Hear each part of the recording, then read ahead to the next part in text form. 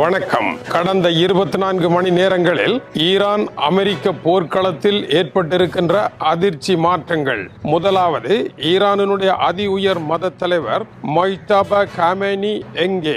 ஈரானினுடைய இப்போதைய அதிபர் Masoud Pezeshkian முதலாவது உண்மை தகவலை வெளியிட்டிருக்கின்றார். கள நிலவரம். இரண்டாவது, டிரெஸ்டன் பேரழிவு. கிறிஸ்டியன் மௌரிட்சனுடைய ஆய்வு கட்டுரை.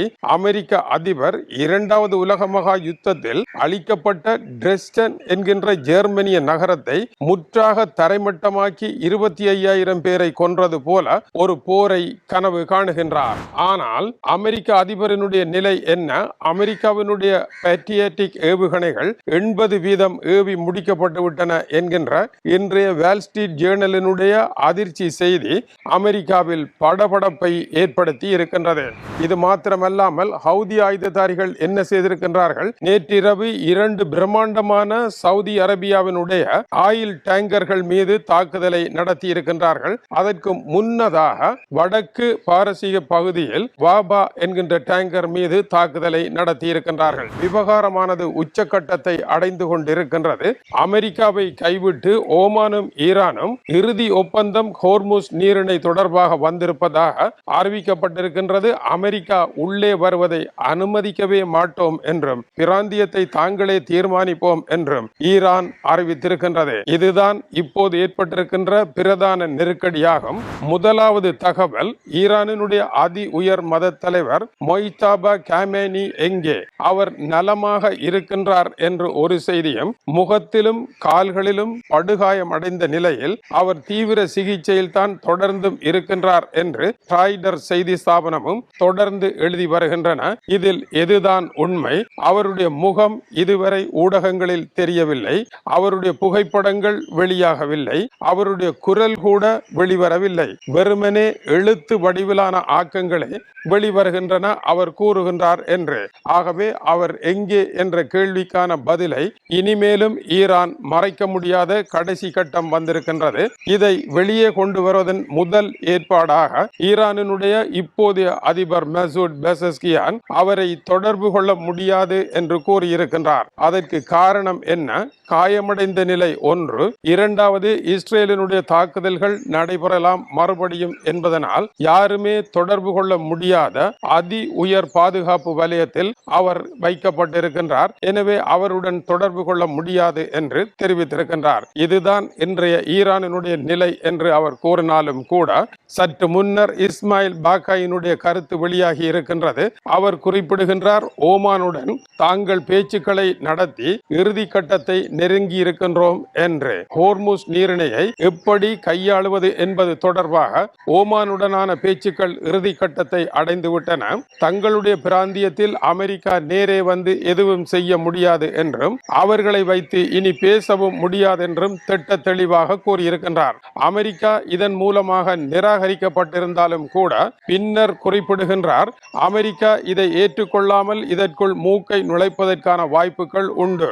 அமெரிக்கா தன்னுடைய முற்றுகையை நீக்காத வரை ஒப்பந்தம் ஒன்று ஏற்பட்டாலும் கூட அதை நடைமுறைப்படுத்துவது சிரமம் என்று அவர் குறிப்பிடுகின்றார். அமெரிக்காவை புறந்தள்ளுகின்ற இந்த செயல் அமெரிக்காவிற்கு பலத்த ஆத்திரத்தை ஏற்படுத்தி இருக்கின்றது. இது தொடர்பாக டென்மார்க்கினுடைய பிரபல சர்வதேச செய்தியாளர் கிறிஸ்டியன் மௌரிட்சன் எழுதியிருக்கின்ற காலை கட்டுரையிலே அமெரிக்க அதிபர் டிரெஸ்டன் பேரழிவு என்கின்ற பேரழிவை ஏற்படுத்த வேண்டும் என்பது அவருடைய ஆத்திரமாக இருக்கின்றது. ஆனால் அந்த பெயரை அவர் சுட்டிக்காட்டாவிட்டாலும் இரண்டாவது உலக மகா யுத்தத்தில் ஜெர்மனி மீது ஆத்திரம் கொண்ட பிரிட்டன், அமெரிக்கா போன்ற நாடுகள் டிரெஸ்டன் என்கின்ற நகரத்தின் மீது முற்றாக குண்டு வீசி அழித்தன. இதில் 25,000 ஜெர்மனியர்கள் கொல்லப்பட்டார்கள். இது போன்ற ஒரு பேரழிவும் ஒட்டுமொத்தமான பேரழிவையும் அந்த நகரத்தில் ஏற்படுத்தியது போல பிரம்மாண்டமான தாக்குதலை நடத்த போவதாக அவர் கூறி வருகின்றார். அவருடைய இந்த ஆத்திரத்திற்கான முதலாவது காரணம், சவுதியினுடைய இளவரசர் இளவரசர் முகமது பின் சல்மான் தங்களால் போரை நடத்த முடியாது என்றும் இந்த போரை நீங்கள் மறுபடியும் தொடர வேண்டாம் என்றும் கூறியதை கேட்டு பேச்சுவார்த்தைகள் ஆரம்பிக்கின்றன என்று சவுதி இளவரசருக்கு கெத்தாக டொனால்ட் ட்ரம்ப் கூறிய கருத்தை ஈரான் நிராகரித்து விட்டது. ஈரான் உண்மையில் பேசுகின்றதா என்றால் பேசவே இல்லை, பேசவும் வர மறுத்துவிட்டது.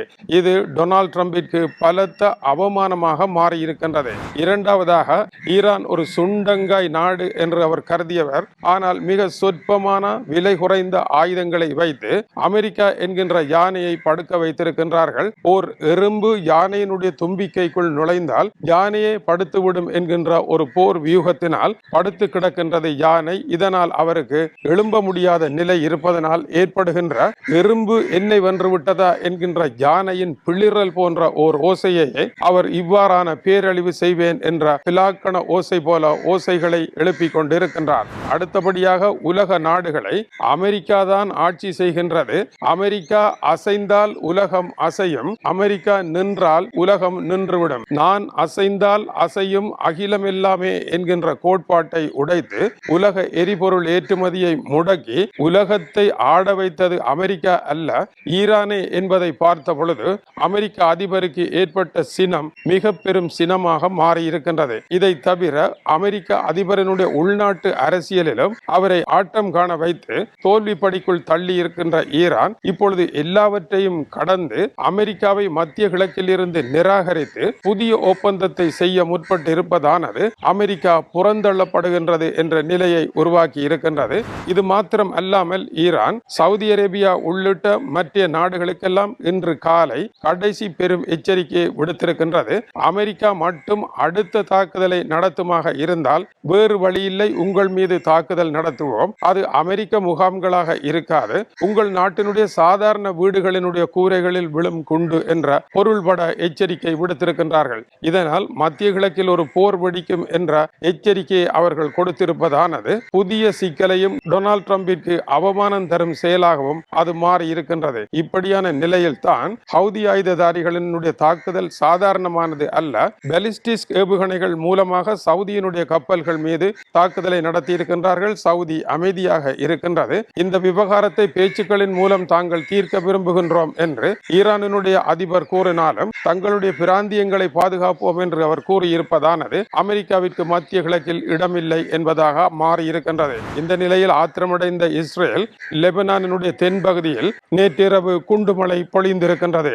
இதில் என்னதான் நடைபெற்றிருக்கின்றது? கடந்த 24 மணி நேரங்களில் உலகம் மகிழ்ச்சி அடையக்கூடிய எந்த விதமான முன்னேற்றத்திற்கும் செல்ல முடியாமல் இருப்பதற்கான காரணம் இவர்களில் யாரும் மகிழ்ச்சியாக இல்லை என்பதுதான் இதனுடைய தொகுப்புரையாக இருக்கின்றது. நாளை என்ன நடைபெறப் போகின்றது? அடுத்த செய்திக்கு காத்திருங்கள்.